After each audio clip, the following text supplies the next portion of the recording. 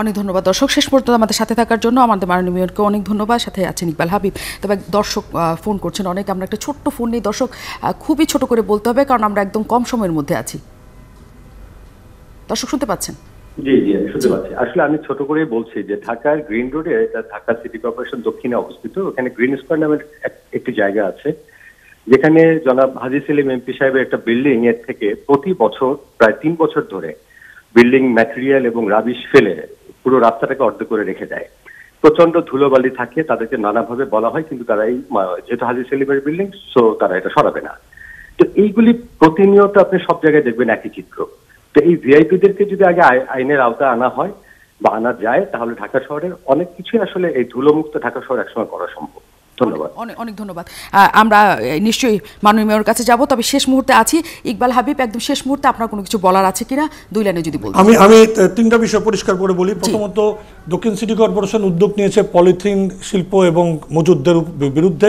এটি আমি মনে করি অনেক দিন পর একটা ভালো কাজ। তবে অন্যের উপর, জনগণ এবং অন্যান্যদের উপর দোষ দেওয়ার আগে মনে রাখতে হবে, এই পলিথিনের বদলে বাংলাদেশ পাট বিকল্প তৈরি করেছে। তারপরেও পলিথিন নিরসনের জন্য সিটি কর্পোরেশনগুলো কোনো উদ্যোগ না নিয়ে সকল দোষ জনগণকে দিয়ে লাভ হবে না। আমাদেরকে মনে রাখতে হবে, যার যার কাজ তাকে করতে হবে, জনগণকেও তার কাজ করতে হবে এবং জনগণকে সেই কাজের জন্য অবহিত করা, শাস্তি দেওয়াটা জরুরি। আর আরেকটি কথা পরিষ্কারভাবে দাবি করতে চাই আজকের অনুষ্ঠানের মাধ্যমে, ঢাকায় থেকে অনুষ্ঠান থেকে বলছি যে আমাদের শিল্প পুলিশ রয়েছে, পর্যটন পুলিশ রয়েছে, কিন্তু সিটি পুলিশ কোথায়? আমাদের মেট্রোপলিটন পুলিশ তৈরি করার যখন স্বপ্ন দেখেছিলেন সেই প্রয়াত আইজি সাহেব, তার শাহজাহান সাহেব, কিন্তু তারপরে সেটি কিন্তু আর মেট্রোপলিটন অথরিটির আন্ডারে আর যায়নি।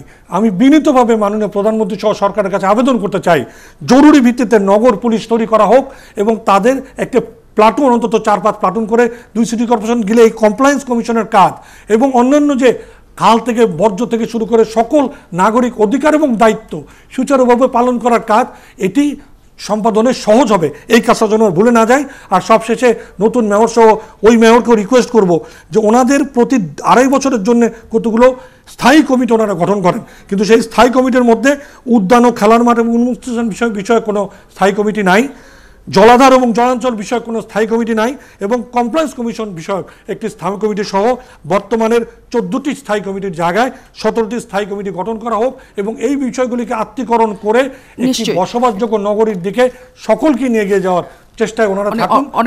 অনেক ধন্যবাদ ইকবাল হাবিব। আতিকুল ইসলাম আমাদের সাথে আছেন, সিইও ছিলেন দক্ষিণের। শুধুমাত্র আতিকুল ইসলামের কাছে একটা জানি যে অনেক সমস্যা একসাথে ছিল, ট্রাক স্ট্যান্ড উচ্ছেদ করে আনিসুল হক অনেক বড় একটা বাহবা পেয়েছিলেন সবার কাছে, কারণ ওই রাস্তাটা করে কারণ বাজার উচ্ছেদ করার কথা, কিংবা মহাখালীতে যে বড় বাস স্ট্যান্ড, সেটার জন্য অনেক দুর্ভোগ হয়। আমি জানি যে এটা নিয়েও নিশ্চয়ই একদিন আমরা আলোচনা করব, কিন্তু শেষ মুহূর্তে জানতেই চাই যে ভিআইপিদের আনা সম্ভব কিনা আইনের আওতায়, এবং এই যে কনস্ট্রাকশনের ম্যাটেরিয়াল রেখে সবাইকে দুর্ভোগে ফেলা, সেটার বিষয়েও কিছু দেখবেন কিনা। ধন্যবাদ। আমি কিন্তু ওত নিয়েছি, মাননীয় প্রধানমন্ত্রী আমাকে ওত করিয়েছেন 7ই মার্চে আমাদের জাতির জনক বঙ্গবন্ধু কিন্তু বলেছিলেন যে আমাদের যা কিছু আছে তা নিয়ে আমাদেরকে শত্রুর মোকাবেলা করতে হবে। এটি আমাদের জন্য একটি বিরাট বড় দিক নির্দেশনা এবং আমি মনে করি এই 7ই মার্চে আমি ওত নিয়েছি। আমি ধন্যবাদ জানাই আবার মাননীয় প্রধানমন্ত্রীকে যে আমাদের যা কিছু আছে তা নিয়ে কিন্তু আমাদের শহরটাকে পরিষ্কার করতে হবে। আমাদের সীমিত অনেক কিছু সীমিত আছে, এর মধ্যে কিন্তু আমাদের কাজ করে যেতে হবে। আমি একটি মেসেজ দিতে চাই আমাদের ঢাকা শহরের সবাইকে, যারা সম্মানিত নগরবাসী আছেন, যারা সম্মানিত ঢাকাবাসী আছেন, আমি সবাইকে বিনীতভাবে অনুরোধ করব, আসুন আমরা 7ই মার্চে একটি প্রতিজ্ঞা করি, আমরা যার যার এলাকা আমরা যেন পরিষ্কার রাখি। আমাদের যে দোকানপাট আছে, আমি সকল দোকান মালিক সহ সকল বিপণী কেন্দ্রে যারা আছেন আমি অনুরোধ করব, আপনাদের দোকানের সামনের সীমানা, আপনাদের মার্কেটের সীমানার মধ্যে আপনাদের সামনে ড্রেন আপনাদেরকে পরিষ্কার করতে হবে। সিটি কর্পোরেশন যে আপনারা ময়লা করবেন আর সিটি কর্পোরেশন পরিষ্কার করবে এটা কিন্তু না, আপনাদেরকেও দায়িত্ব নিয়ে কাজ করতে হবে, নাম্বার 1। নাম্বার 2, প্রত্যেকটি দোকানের সামনে আমাদেরকে বিন লাগাতে হবে। আমরা দেখেছি আমাদের প্রয়াত মেয়র আনিস সাহেব উনি অনেক বিন লাগিয়েছিলেন, কিন্তু এই বিনগুলো কিন্তু আমরা খুলে নিয়ে গেছে সবাই। আমি অনুরোধ করব, যারা আমরা দোকান যারা করি, যারা ব্যবসা করি, প্রত্যেকে কিন্তু একটা ডিজাইন দিয়ে দিব আমরা, আপনাদের বিন আপনাদেরকে লাগাতে হবে। আপনাদেরকে গাছ লাগাতে হবে প্রত্যেকটি দোকানে 2টো করে। এগুলো যদি লাগান অবশ্যই আমরা আপনাদের স্বাগতম জানাবো, আর এগুলো যদি লাগানো হয় অবশ্যই এদের বিরুদ্ধে কিন্তু আমরা কঠোর ব্যবস্থা নিব। কারণ এই শহর ভুলে গেলে চলবে না, এই শহর আপনাদের আমাদের সকলের। আমাদের কষ্টার্জিত এই মার্চ মাসে কিন্তু জাতির জনক বঙ্গবন্ধু আমাদেরকে বলেছে তোমাদের যা কিছু আছে তা নিয়ে ঝাঁপিয়ে পড়ার জন্য। সেই সাথে আমি অনুরোধ করছি আমাদের সিটি কর্পোরেশনের সবাইকে, আমাদের বর্ষা আসার আগে সকল ধরনের খাল যা কিছু আছে সব কিছু কিন্তু সার্ভিসিং করে আমাদেরকে করে ফেলতে হবে। সে আমাদের সীমিত সংখ্যক সম্পদ আছে, তার মধ্যেও আমরা মনে করি আমাদের ইচ্ছাটা বড় ইম্পর্টেন্ট।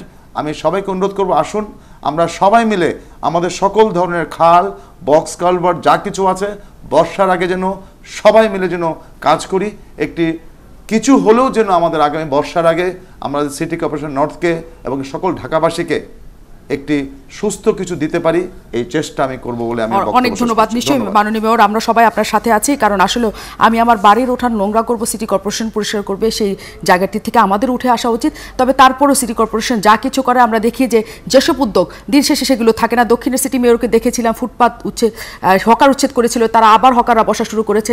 ট্রাক স্ট্যান্ড উচ্ছেদ হয়েছিল, সেখানে আবার ট্রাক রাখা শুরু হয়েছে।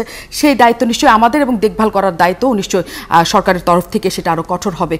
এই ঢাকা সকলের ঢাকা, যেহেতু আমরা সবাই এই ঢাকায় থাকি, নিশ্চয়ই সবাই এই ঢাকার অংশ হব।